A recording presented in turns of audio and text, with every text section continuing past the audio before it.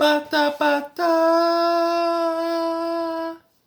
Heal yourself. Healing for the universe.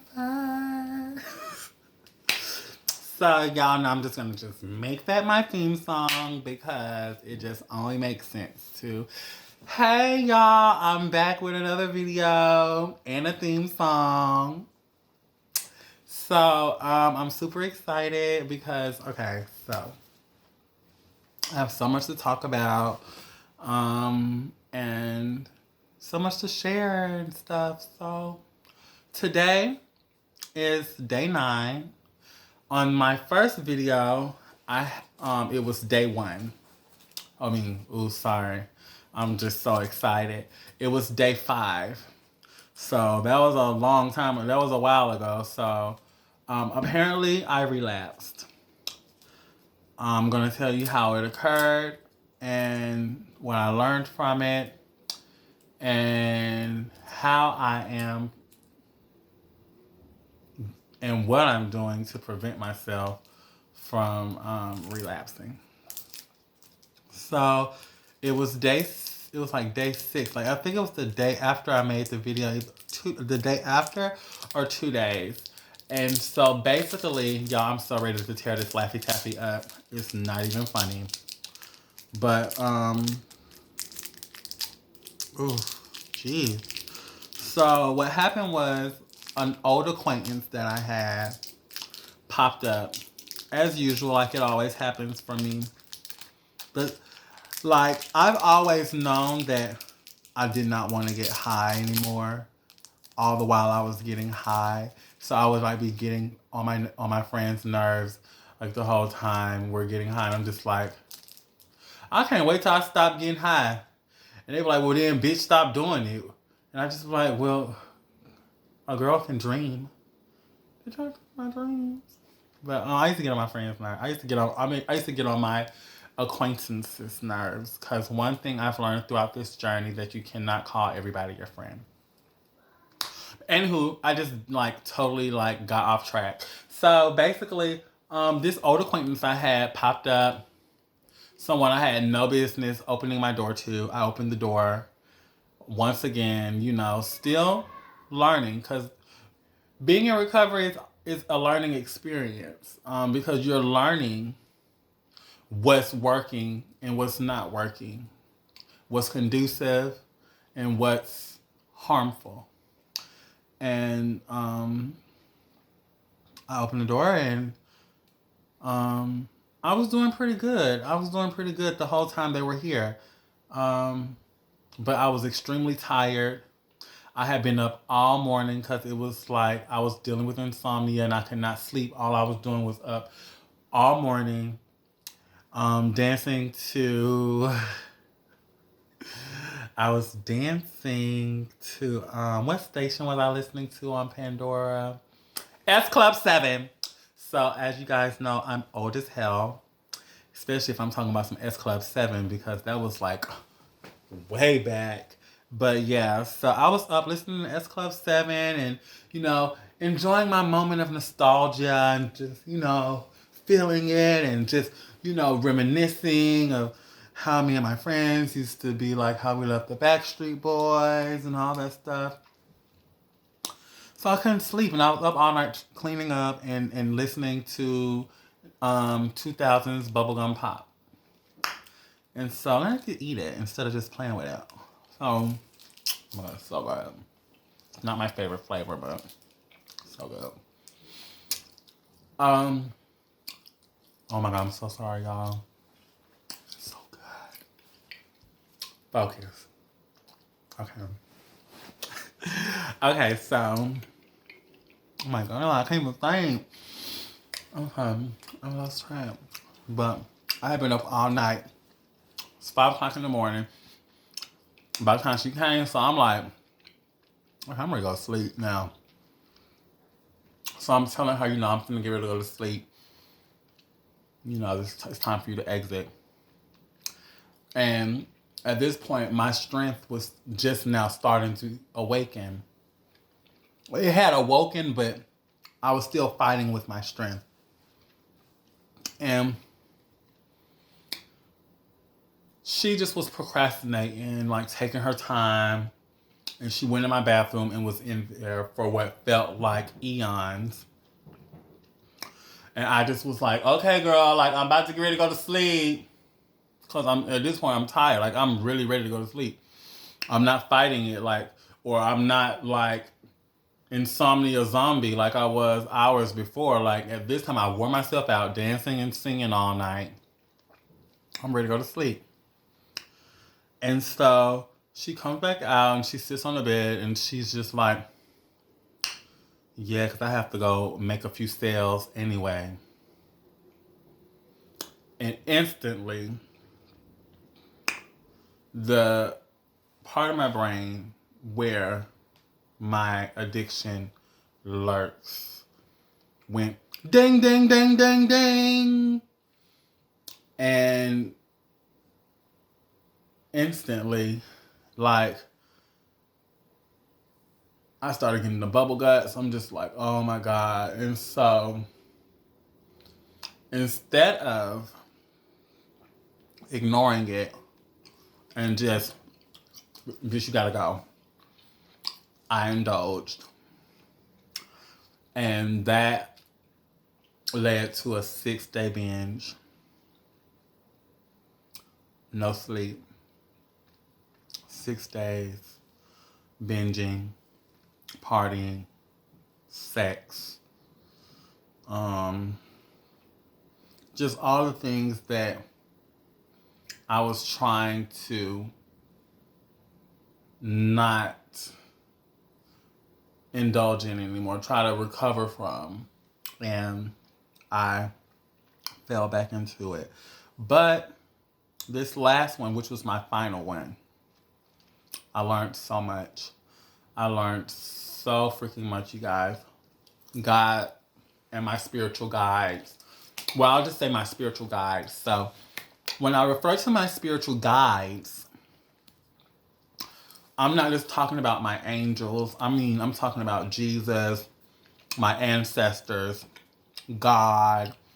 So when I say spiritual guides, I'm talking about a number of spiritual deities and higher powers that I believe in that assist me with everything that is in my life. Y'all shit good as fuck, bitch. This shit good as fuck. I love this flavor. Got another one, bitch. What's up? But anywho, because, you know, I said I was going to try not to be so West Atlanta. I'm trying to be more refined. Anywho, so that's what happened. And I went on this week-long binge. By the end of it, having a terrible anxiety attack and having to go to the emergency room. And my spiritual guides, like, literally showed me that this is not it. And that every time you get high, we're going to make you know it. We're going to make you know it. And they do. Ever since I had my spiritual awakening, getting high has never been like a walk in the park on a sunny day. It has literally been a walk through Armageddon with fire and bombs falling down on me. It's not as easy as it was before when I was getting high and I was enjoying it. Now it's like I'm not enjoying it. Or I'll be enjoying it, but the party never lasts. It always is rudely interrupted by myself, my higher self, who is not for any of this. And so, like I said, I got a lot of lessons out of this last relapse, my final relapse. One of the lessons was that I don't need anyone. I don't need anyone but myself. And this lesson is very, very important because I always felt like I needed my friends. I always felt like I needed support. I always felt like I needed someone to tell me that you're doing a good job and that I'm not perspiring, and that I am prospering. And it's not, no. The only person who can motivate me the way I need to be motivated is me. And outside sources, friends, acquaintances, family, they're going to only just make, sometimes in some people's cases, make matters worse. Because their drama from their lives is going to start to impede on the drama that you're trying to, or the mess in your life that you're trying to clean up. And now you have to worry about their mess, and now you just got a whole bunch of mess. And it's distracting you from what you truly have to do for yourself and what's meaningful. And what's meaningful is your growth and healing, as well as triumphing. I hope I'm saying it right. If I'm wrong, that's why I'm gonna go back to school, period. Big that. But but you triumphing over whatever it is that's holding you back from succeeding and being the best you that you can be. And that was one of the lessons.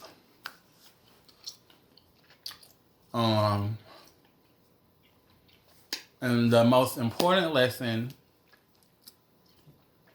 that my spiritual guides taught me was that only person I need to trust in is myself and them. And them. They have not forsaken me.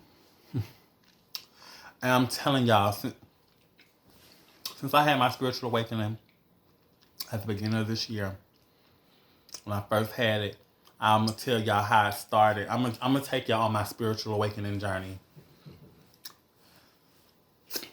Shit good as fuck. Shout out to Laffy Taffy. Shake your Laffy Taffy, all that. So, oh yeah, I went and got labs done. So, don't worry. This is not for me freaking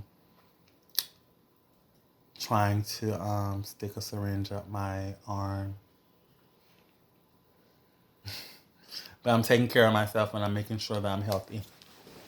But anywho, so like I want to say like around February, me and my girlfriend were at McDonald's. And at this time, I don't know what a spiritual awakening is. All I know is weird spiritual shit is happening to me in my apartment. And I'm like ready to go. I'm like, what the fuck? I gotta get the fuck. Like, period. Serious. I gotta go. What is this? What's going on? Like, It was scaring me. Being on top of that, I was getting high. So I'm like, people not gonna believe me. People gonna think it's the drugs. They're gonna be like, oh no, girl, baby, the hoe just delusional, baby. The hoe just delusional, girl.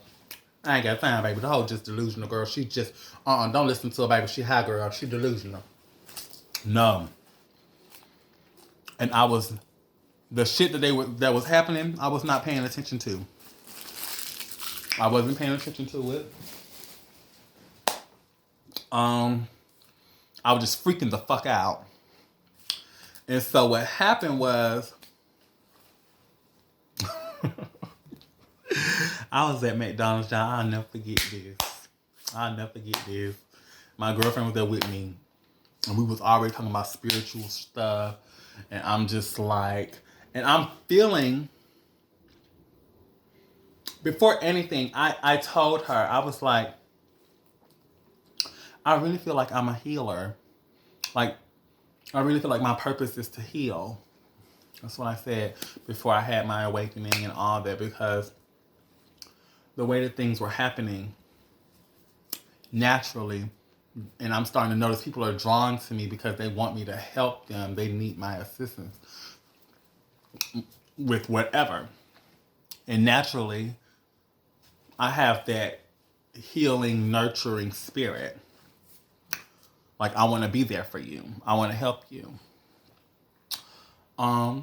So we're at McDonald's, and next thing you know, I look down at my phone. Mind you, I'm already freaking out because what was happening, I was experiencing sleep paralysis, and sleep paralysis is very scary because it feels like they say it's like the demons like playing with you while you sleep. It don't feel like that. It feel like they trying to jump into your body. You can't move. It's very weird. Where it was happening weird for me. It didn't feel like a regular sleep paralysis. It was like, it really felt like a spirit was trying to jump into me and was trying to take over my body. So I'm at McDonald's, look down at my phone, and Pandora was like, "You've played 666 songs."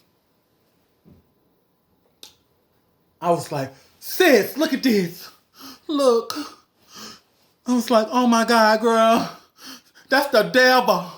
I was like, 666, girl. And McDonald's freaking out, okay? Mind you, I wasn't high, but we was about to get high. It was before, our perspective was coming over with some drugs and stuff. I'm just going to tell y'all the truth. He was coming over with some drugs and some money. And so we were going to have a good time. Hello. That's what that lifestyle is about. For the girls, at least. So I'm just like, girl. I'm just like, and she's looking at me like, girl, that's why I don't pay attention to that shit. But you got to pay attention to that shit. And so she like, girl, just delete the Pandora app. I was like, but how am I listening to Sarah Bareilles and Regina Spektor? Didn't delete it. So I calm myself down. Waiting on the food. We're waiting on the food. And then I look. Hold on, you guys. Okay, so I'm back. Phil's just my roommate. So, I'm waiting on my food. I done calm myself down. And then next thing you know, I look up to see if my food was going to be ready. And it said, now serving. 999. And that was it. I was like, the devil is after me. The devil's trying to kill me. Oh my Lord. I was freaking out at McDonald's. I couldn't believe it. I told my sister, I said, look, girl, it's the devil. I'm freaking out at McDonald's, y'all. I was freaking out. Let me tell you something. How entertainment depicts those two groups of numbers, 666 and 999 and 333, girl, you instantly think the devil, Satan. The devil came down to Georgia and he was looking for me, honey. That's what I was thinking. I was like, baby, he must have found me in New York, baby, because he seen I was not in Georgia, so he had to bring his ass back up to New York and come and get me. I said, no, ma'am. I'm freaking out of McDonald's. And my sister like, girl, girl, see, girl, it's not that serious, girl, Miss Thing. You need to calm your ass down. So I'm calming myself down. And we go and we see this guy.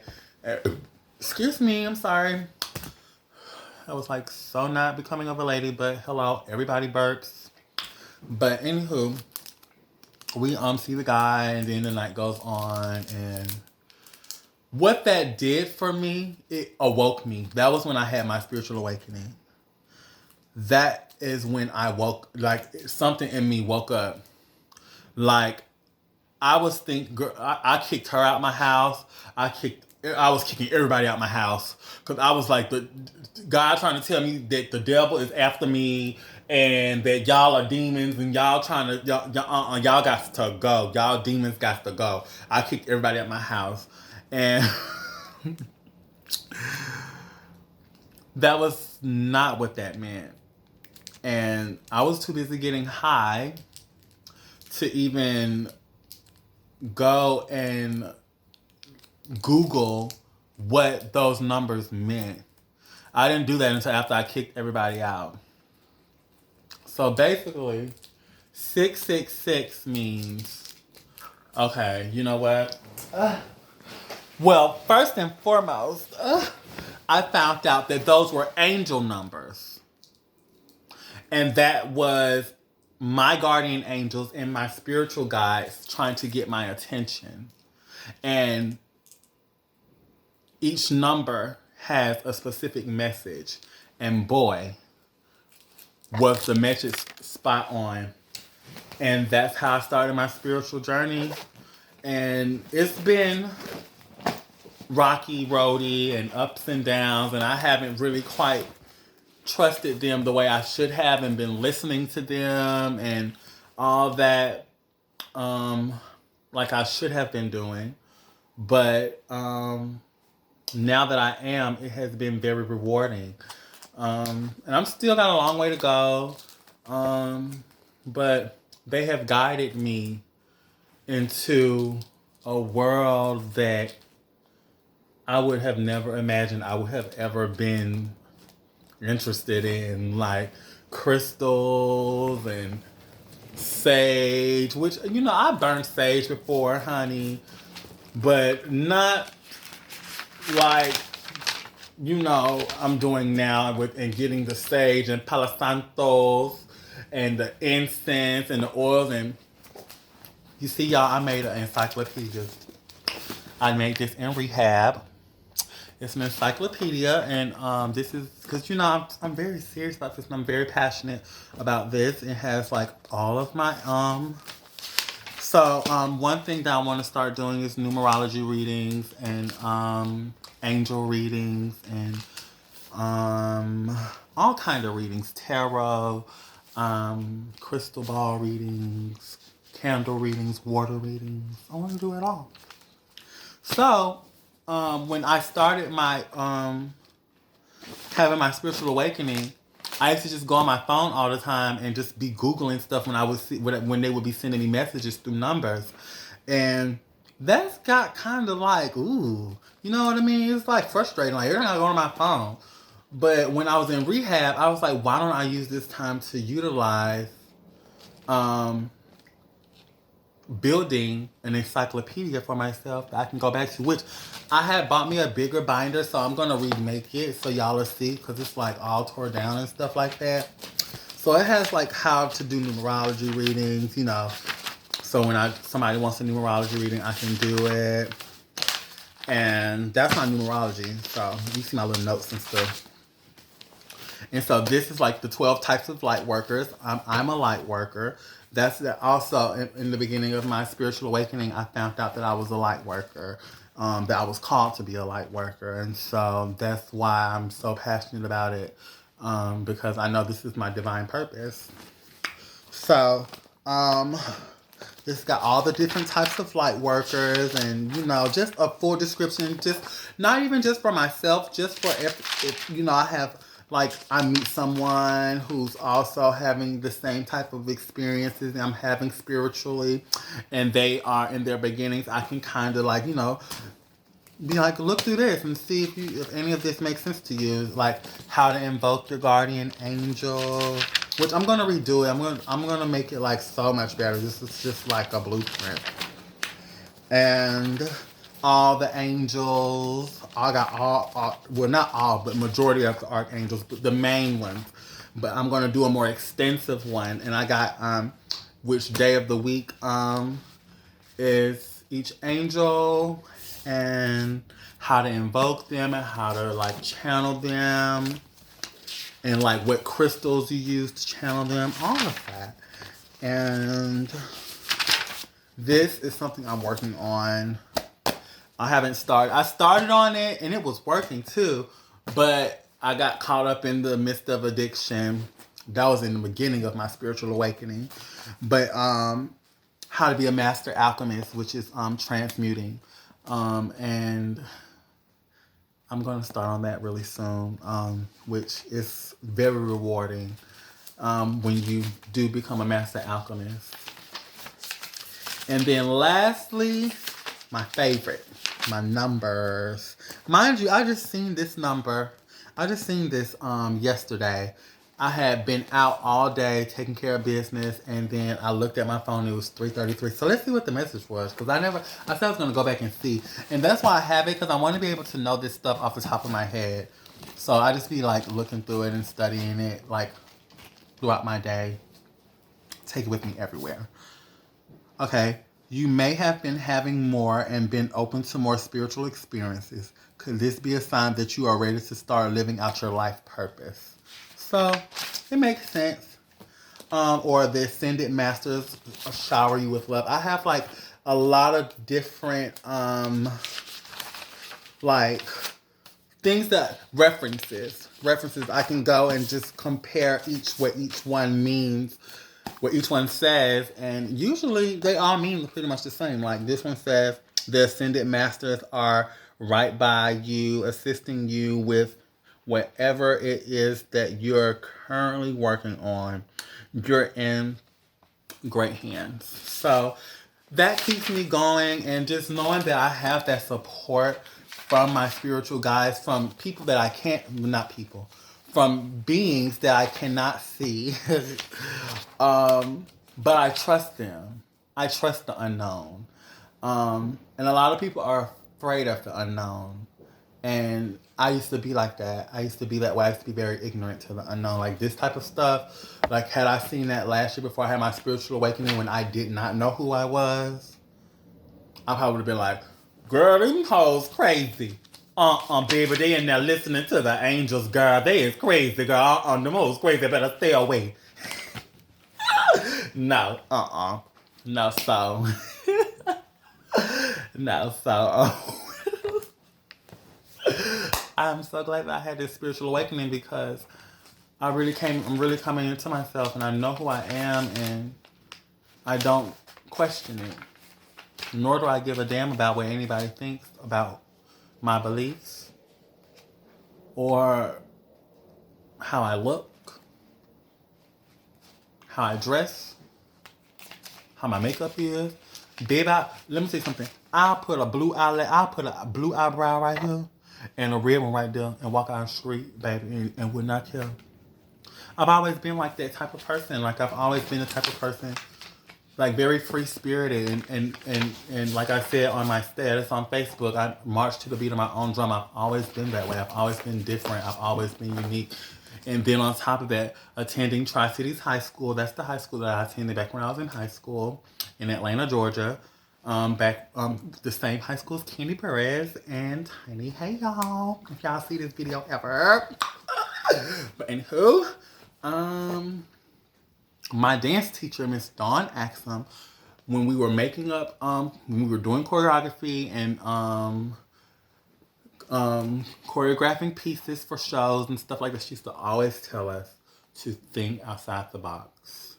And that having that train of thought and having that type of teachings growing up and always being rebellious and always marching to the beat of my own drum and following my heart, this is where it's led me. So yeah, I just had a little bump in the road called addiction that I'm paving over with cement, so my hubcaps won't be falling off my car as I'm driving through this journey that I'm going on.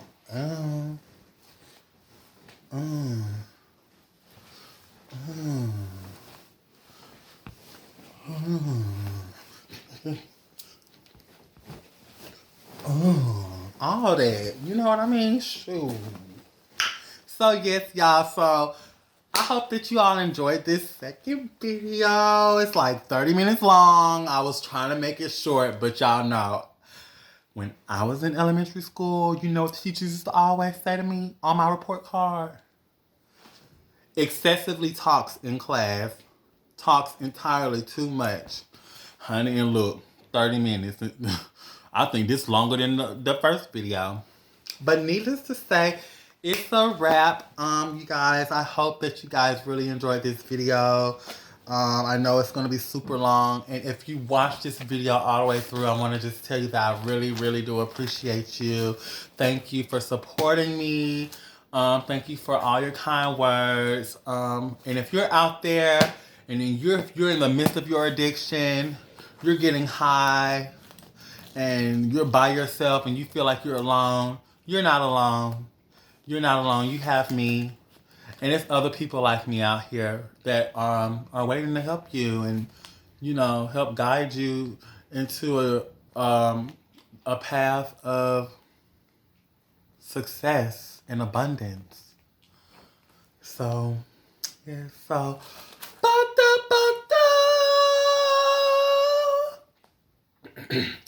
heal yourself, healing for the universe. All right, y'all. See y'all later.